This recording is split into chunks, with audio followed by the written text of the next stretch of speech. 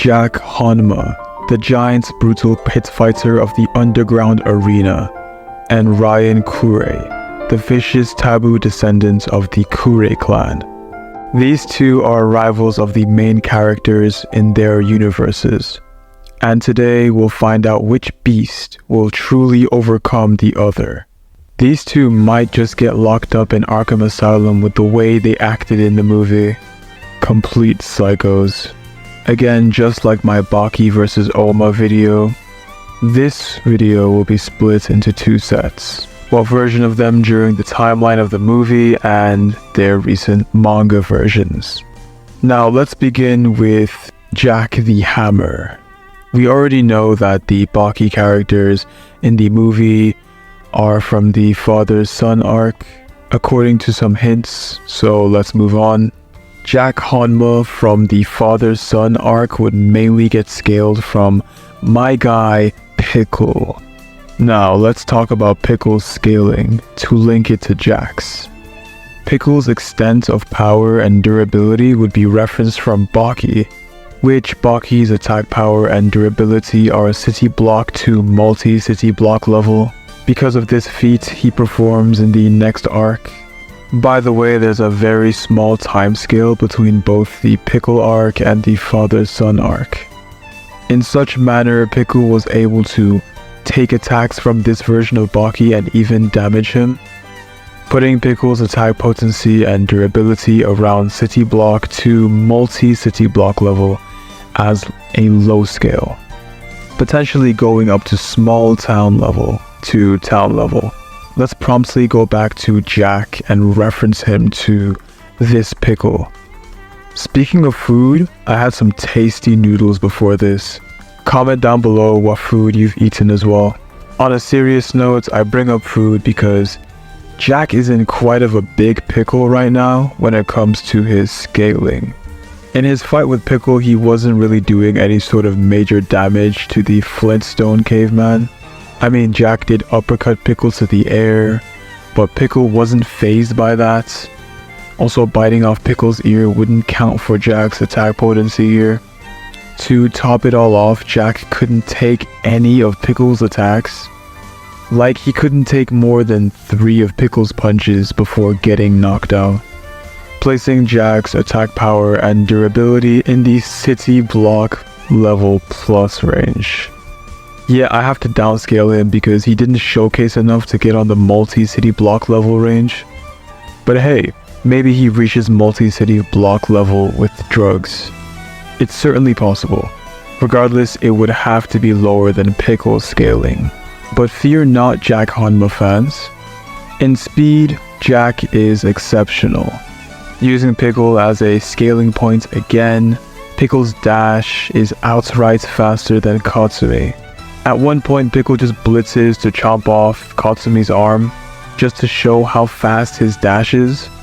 For context of Katsumi's attack speed, it was stated that he could reach up to 1,000 miles per minute, which is around Mach 78, placing Katsumi's attack speed in the vicinity of high hypersonic. Remember, Pickle's dash, or Pickle in general, should be faster than Katsumi at this point in the story. Nothing to imply that Pickle's slower. His dash further implicated to be fast as lightning, which lightning is in the high to massively hypersonic speed range, primarily massively hypersonic.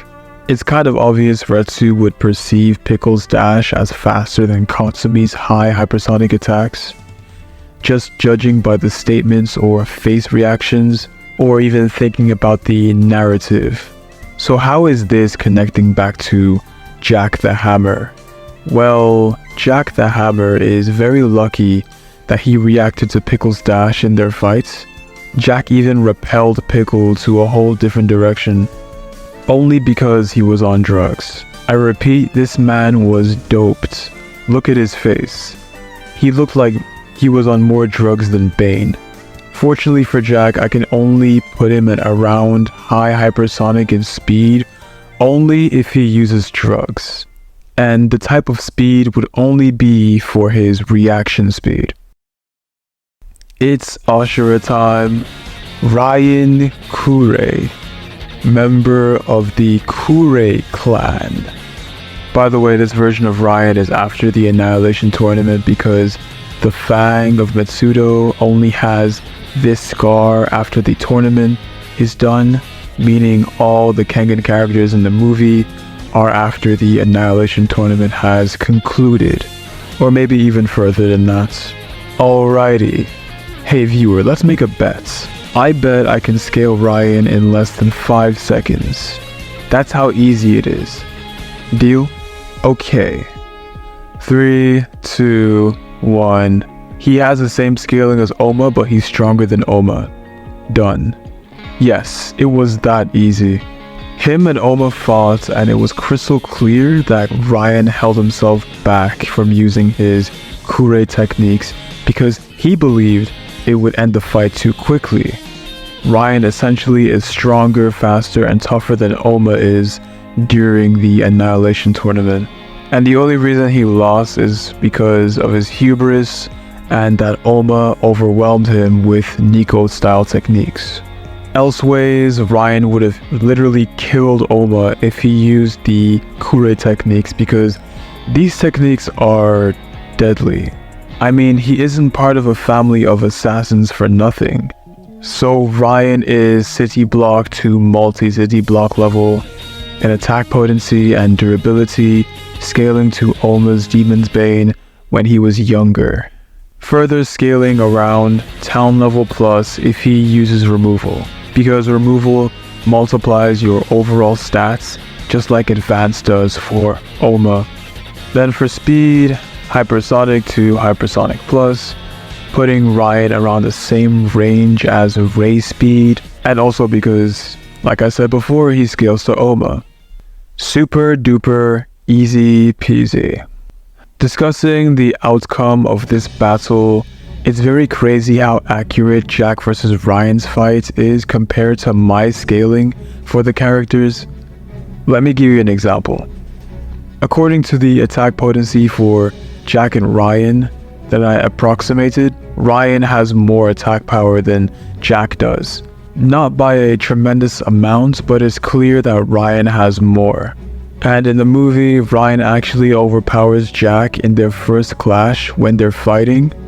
I'm honestly not doing this on purpose, it's actually just coincidence. And also to cover Jack's speed in relation to the movie, here Jack swiftly catches Raian's kick when he's using drugs. This supports Jack's reaction speed of high hypersonic only on drugs. Keep in mind Jack's attack speed would be lower than Raian's. Here viewer, you deserve a cookie because you can listen to me talk like a nerd for so long, and that is a feat of its own. As for who's winning and why, YujiroHanma is such a blessed guy. Like, he really is just that lucky that Raian refuses to use any of his Kure techniques. Otherwise, Raian would easily win this fight, but since Raian fights in such a barbaric way like Jack, and none of them have any real absolute win condition against the other, also both of their endurances are superhuman at the least, I can't come to a final result. Even the movie didn't properly end the fights. It continued, stating that it would only be over if one of them dies, or maybe knocked out for a long time. I might be leaning more on Raian because of his greater AP and durability. I mean, it is still relative to Jack's AP and durability, but Raian's AP and durability is still greater than Jack's. The fight could either end with Raian dying to blood loss because of Jack's bites, or Jack getting his neck snapped due to Raian getting a hold of him or something. All in all, these two fights, the same way using brute force, have close or relative stats to level with each other, and they both have a way of killing each other. Also, both have superhuman endurance to keep fighting until the very end. I'm not sure what to give for a final judgment on this. I'm sorry for not having an answer. I honestly just don't know. It could go either way. I'll let you decide, viewer. Next is to talk about their recent manga versions. This is where things are truly ambiguous and unclear. If you thought Jack and Ryan were similar, judging by their anime versions, them in the mangas right now, they're pretty much on the same boat and on the same path. Let me paint the picture for you. At a point in the mangas, both Jack and Ryan received a somber defeat against an opponent. Thereupon, both Jack and Ryan travel away somewhere to train off-screen, but later they come back out of nowhere with new skills, abilities, and power. Upon arrival, they both defeat someone in their verse that was hyped up to be very strong, with low to medium difficulty, and they are both destined to fight a big boss in their verse. Up till now in the mangas, we don't even know what Jack and Ryan are fully capable of when it comes to their full power. That being said, I'm going to disclose where Jack and Ryan would be power-wise after returning from their off-screen training. I mean, I'm not going to scale any of it because there's no points, but I still want you to know. For Ryan, he scales to Wakatsuki, shaking the top of the mountain in the Purgatory arc. So Ryan's AP and durability would be higher. Ryan would also be able to copy techniques because it's a family traditional skill. He now knows about principles or flow of energy, just like Shen Wulong, and he probably has high-level foresight, most likely. Additionally, he has a big controversial sword, but I wouldn't tally this with his versatility because Ryan himself says it's only a tool. You could depict this as Ryan being more dangerous without the sword. As of now, Ryan is on an unyielding mission to execute the people who bring his clan so much grief. For Jack, he scales to Sukune. After blitzing, overpowering, and defeating Sukune, Jack's AP, durability, and speed is much higher than before. He also has X-ray vision to assess the best places to bite, and titanium teeth to inflict massive damage to his opponents. As of now, Jack is on a resolute pursuit of strength to avenge his dear mother. Just like the first set, I can't come to a conclusion on this one. Maybe in the future I'll make an update to this video once we get more details about the two, but for now I just don't know.